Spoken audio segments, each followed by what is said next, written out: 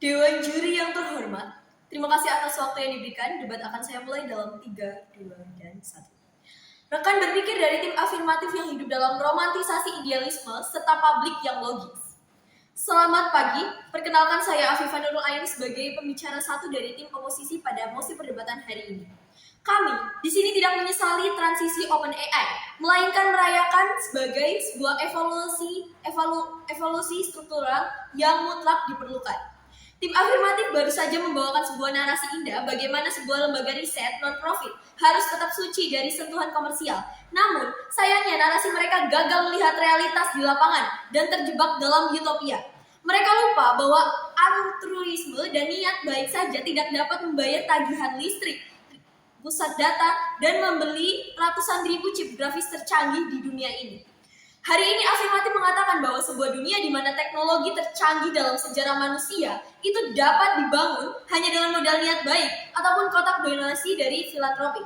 Namun perlu diketahui, idealisme setinggi langit saja tidak akan pernah bisa membayar tagihan listrik, pusat data, dan tidak bisa membeli chip yang canggih, dan tidak akan bisa menggaji ilmuwan dunia yang agar tidak dibajak oleh teknologi yang lain. Kemudian apa itu OpenAI? OpenAI ini didirikan tahun 2015 sebagai riset kecerdasan buatan non-profit yang punya misi kecerdasan umum buatan dan dapat memberikan manfaatnya bagi umat manusia.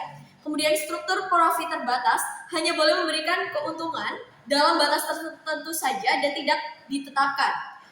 Berbeda dengan perusahaan tradisional yang memaksimalkan keuntungannya pemegang saham tanpa adanya batasan. Kemudian apa hubungannya dengan MOSI? Kita membahas tentang Dewan ini menyesalkan transisi OpenAI menuju struktur perusahaan yang berorientasi profit. Kemudian apa hubungannya? Yakni transisi OpenAI menuju struktur profit bukanlah sebuah bentuk keserakahan, melainkan sebuah langkah defensif untuk bertahan hidup. Oleh karena itu kami menyanggah argumen dari tim Prof. Sebelum masuk ke poin argumentasi, mari kita luruskan kesalahpahaman dari tim afirmatif. Yaitu yang pertama, mitos pengkhianatan misi. Tim afirmatif ini berasumsi bahwa orientasi profit otomatis menghilangkan komitmen keselamatan AI. Ini adalah sesat pikir dikotomi yang palsu. Menjadi profit bukan berarti jahat, tapi mengartikan keberlanjutan. Kemudian yang kedua, kondisi finansial yang real. OpenAI tidak akan berubah karena keserakahan, melainkan bertahan hidup. Oleh karena itu, membangun kecerdasan buatan umum yang aman ini membutuhkan ratusan dana miliaran dolar. Sedangkan saat ini saja, negara kita nilai mata uangnya sedang anjlok secara ugal-ugalan dan mengandalkan donasi filantropi untuk mendanai teknologi yang canggih dalam sejarah manusia adalah sebuah kenaifan yang struktural. Kemudian, membantah argumen pertama yakni progresi AI yang jelek. Tim lawan sejak awal mencoba membangun benteng perdebatan mereka di atas fondasi yang retak dan rapuh. Mereka membawa narasi apokaliptik seolah-olah progresi AI ini adalah monster yang akan menghancurkan peradaban kita, kemanusiaan, menciptakan pengangguran massal, dan mengikis kemanusiaan. Maka saya akan meruntuhkan diskusi argumen tersebut melalui sanggahan berikut. Membongkar sesat pikir anakronisme sejarah. Dulu, ketika mesin cetak ditemukan, para ahli Taurat memprotes karena dianggap menghilangkan pekerjaan mereka. Ketika mesin uap dan mobil ditemukan, orang-orang takut karena kuda mereka tak lagi digunakan. Ketika komputer personal hadir, dunia panik akan adanya pengangguran massal. Tapi apa faktanya? Faktanya, apakah ramalan tersebut terjadi? Tentu tidak.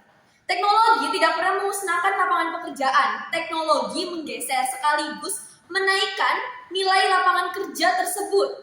Dan AI tidak menggantikan manusia, melainkan manusialah yang menggunakan AI yang menggantikan manusia yang tidak menggunakan AI tersebut. Dan progresi AI ini justru melahirkan industri baru yang tidak pernah terbayangkan sebelumnya, seperti prompt engineer, kemudian data analisis AI, dan spesialis etika siber. Kemudian, tim lawan berargumen bahwa progresi AI yang terlalu cepat akan membuat teknologi ini tidak terkendali, tapi logisnya cara terbaik untuk menghentikan dampak buruk AI ini bukan menghentikan progresinya, melainkan dengan mempercepat riset AI di sisi pertahanan dan juga keselamatan. Bagaimana cara kita mendeteksi deepfake yang canggih bukan dengan mata telanjang manusia, tapi juga menggunakan algoritma AI detektor yang jauh lebih progresif. Bagaimana kita menyaring misinformasi masif di internet? Ini juga dengan memantau fakta AI, sehingga menolak progresi AI atas nama keselamatan, sama seperti kita melarang pembuatan obat baru hanya karena kita berpikir bahwa ada muncul efek sampingnya. Komitmen keselamatan tanpa kekuatan finansial hanyalah sebuah slogan kosong, karena menjadi kuat secara finansial merupakan prasyarat utuh untuk menjadi penegak regulasi yang efektif. Tim afirmatif khawatir akan keselamatan, namun mari kita berpikir dengan logis. Siapa yang lebih mampu mendanai tim peneliti keselamatan AI yang terbaik, yang memiliki gaji kompetitif? Apakah yayasan non-profit yang berharap belas kasihan donatur, atau perusahaan dengan nilai miliaran dolar dan punya arus kas stabil? Sudah jelas sekali opsi yang kedua itu yang lebih terbaik.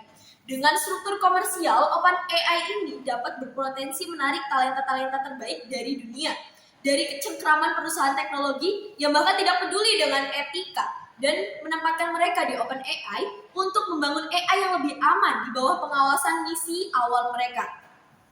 Dewan juri yang terhormat, menyesali transisi OpenAI sama dengan menyesali maskapai penerbangan dan menjual tiket demi membeli pesawat yang lebih canggih dan lebih aman, punya kapasitas yang lebih banyak penumpang. Dan kita tidak bisa membangun masa depan umat manusia hanya dengan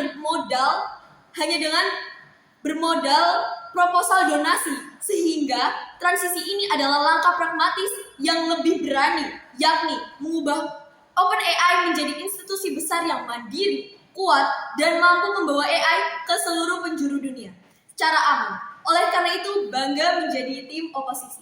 Terima kasih.